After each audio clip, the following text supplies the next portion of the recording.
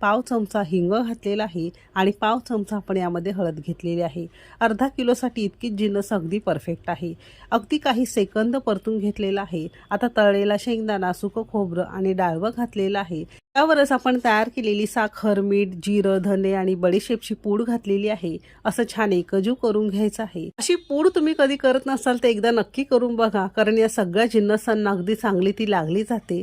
आता या स्टेजला आपण गॅस बंद केलेला आहे। गॅस बंद करायचा आहे आणि साधारणतः एक 5-6 मिनिटांसाठी ही सगळी जिन्नस हलकीशी आपल्याला कोमट करून घ्यायचं आहे। ही खूप खास टिप आहे। यानंतरची आपली जी स्टेप आहे ती खूप जास्त महत्त्वाची आहे, कारण यानेच तुमचा चिवडा छान कुरकुरीत होणार आहे। साधारणतः 5-6 मिनिटं झालेली आहेत। आता आपण जे पोहे घेतलेले होते ना ते यामध्ये घातलेले आहे। घालताना सगळे एकदम न घालता 2 बॅचमध्ये थोडे थोडे घालणार आहोत आणि छान या फोडणीमध्ये आपण हे एकजीव करून घेणार आहोत। लक्षात असू द्या, अजूनही आपला गॅस बंदच आहे, अजून गॅस आपण चालू केलेला नाही। अशी पहिली बॅच पोह्यांची घालून छान एकजीव करून घेतली आहे। उरलेले सगळे पोहे घालायचे आहेत आणि पुन्हा यामध्ये छान एकजीव करून घ्यायचं आहे।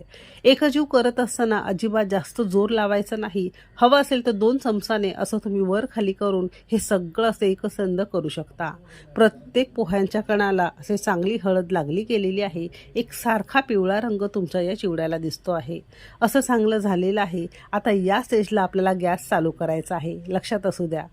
आता गॅस चालू केलेला आहे। अगदी मध्यम आचेवर एक 5-7 मिनिटं आपल्याला हे असं भाजून घ्यायचं आहे किंवा असं हे वर खाली करून घ्यायचं आहे। तर जर तुम्ही हे पोहे गरम फोडणीमध्ये घातली असती तर पटकन पोहे आकसतात, छोटे साईजचे होतात।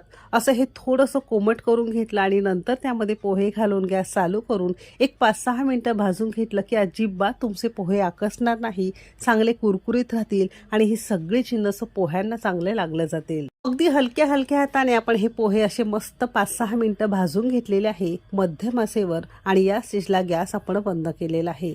आता गरम असताना लगेचच एका ताटावर किंवा परातीवर पातळ पसरून घ्यायचं आहे आणि पंख्याखाली आपल्याला चांगलं थंड करून घ्यायचं आहे। 1 तासाभरानंतर चांगले कुरकुरीत होतात। मागच्या वर्षी दिवाळीला सुद्धा सेम रेसिपी शेअर केलेली होती आणि बऱ्याच लोकांनी ही रेसिपी ट्राय सुद्धा केली आणि त्यांचे पोह्यांचा चिवडा हा चांगला कुरकुरीत राहिला। एक कमेंट आली होती, साधारणतः 1.5 महिना झाला तरी सुद्धा हा नरम पडला नाही। तर तुम्ही सुद्धा असा हा पातळ पोह्यांचा कुरकुरीत चिवडा नक्की ट्राय करा। कसा झालाय कमेंट करून नक्की सांगा। असा हा चिवडा संपूर्ण तयार झाला की एखाद्या स्वच्छ धुतलेल्या, स्वच्छ कोरड्या केलेल्या पिशवीमध्ये तुम्ही हे भरून ठेवू शकता। रेसिपी आवडली असेल तर एक लाईक नक्की करा। चॅनेलवर नवीन असाल सबस्क्राईब करा। रेसिपी कोणत्या शहरातून बघताय ते सुद्धा नक्की सांगा। चला तर मग भेटू एक मस्त आणि जबरदस्त रेसिपी सोबत। तोपर्यंत मस्त खा आणि स्वस्त रहा।